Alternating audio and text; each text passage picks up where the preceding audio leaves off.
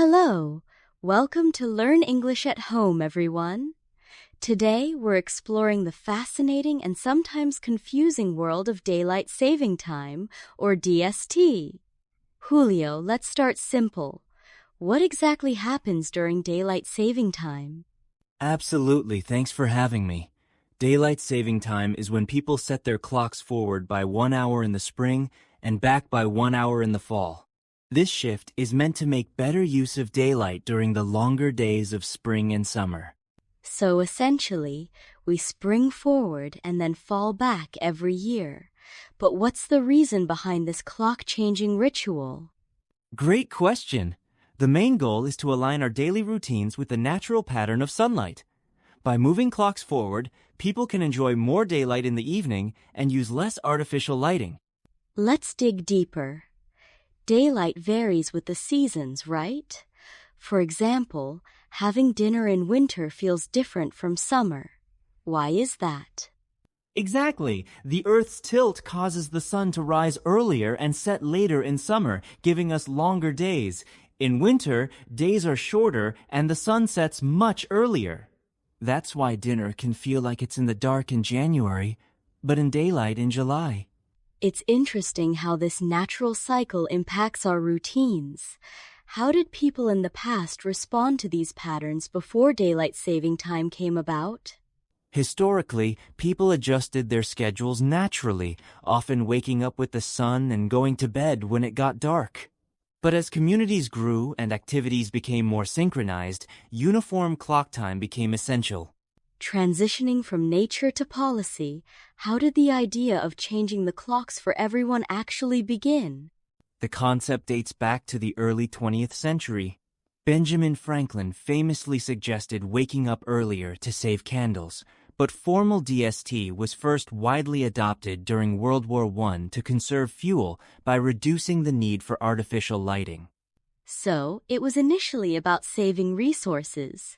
Have there been other motivations for governments to keep or change DST over the years? Absolutely. Besides energy conservation, there have been arguments for increased evening leisure time and even improved public safety, as more daylight in the evening can reduce car accidents and crime rates. Let's consider a hypothetical. Why not just ask everyone to wake up earlier during summer instead of changing the clocks? That sounds simple in theory, but in practice, it's nearly impossible to coordinate. Everyone has different schedule of schools, businesses, and transportation all rely on synchronized times. Changing the clock is a collective agreement to shift time together. It's like a community-wide compromise. Everyone moves together for efficiency. Are there any analogies to help make this clearer? Think of it like a group of rowers in a boat. If everyone paddles at their own pace, the boat goes nowhere. Changing the clocks is like everyone agreeing to row in sync, making society run more smoothly during months with more daylight. Energy savings is often cited as a key reason for DST. But does moving the clock really help us use less electricity? That's been hotly debated. Early studies, like those during World War I and II, showed modest energy reductions from less lighting. However, recent research finds mixed results. For example, a 2008 Department of Energy report found less than 1% savings in the U.S. Why might modern DST not deliver the promised energy savings? Today, people use more air conditioning and electronics. Longer summer evenings can actually increase electricity use for cooling, outweighing the benefits from reduced lighting. Not every place practices daylight saving time. What determines whether a state or country adopts it? It depends on how much daylight varies. Near the equator, daylight stays almost the same year-round, so DST adds little benefit. In contrast, places far from the equator, like much of the U.S. and Europe, see big seasonal shifts, making DST more relevant. Which places in the U.S. have opted out of DST, and why? Hawaii and most of Arizona don't observe DST because their daylight patterns are consistent throughout the year. They've passed state laws to keep clocks the same and avoid the biannual disruption. Switching gears, let's talk health. Many people feel tired or out of sorts after changing the clocks. What does science say about this? Studies show that losing an hour of sleep in spring can lead to more car accidents and even heart attacks in the days following the change.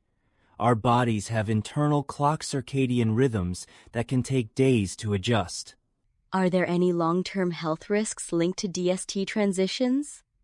Chronic disruption of sleep patterns has been associated with higher rates of obesity, depression, and diabetes. While a single hour may seem minor, the cumulative effect can be significant, especially for shift workers or children. Apart from health, how do these time changes affect society and the economy? There are both pros and cons. Retailers and recreational industries often see increased sales during longer daylight evenings. However, productivity can drop right after the clock change, and international businesses may face challenges coordinating across time zones. Could you share an example of a real-world impact? Absolutely. Airlines, for instance, must carefully adjust schedules at DST boundaries. In 2018, a misalignment in flight times across countries led to thousands of delayed or missed connections worldwide. Many countries have reevaluated DST in recent years. What global trends are we seeing in terms of adoption or abolishment of daylight saving time? There's been a noticeable shift. The European Union is considering ending seasonal clock changes altogether, and over 60 countries worldwide have eliminated DST. Reasons range from health concerns to the minimal modern energy savings. What about in the United States? Are there moves to change or abolish DST here? Yes. Several U.S. states have proposed keeping daylight saving time year-round, known as permanent DST. However, this requires federal approval. Public opinion is divided, with many wanting to end the twice-yearly clock changes. To wrap up, let's consider the future. With all these pros and cons, do you think we should keep changing the clocks twice a year? It's a complex issue. While DST was designed to help us make better use of daylight, modern lifestyles and technology have changed the equation. Many experts now argue for a consistent year-round time, either standard or daylight, to minimize sleep disruption. If society were to eliminate DST, what could we expect in terms of adaptation?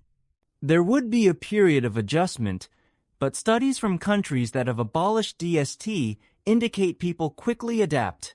Ultimately, while we can't change the sun's pattern, we can choose how our schedules fit the light.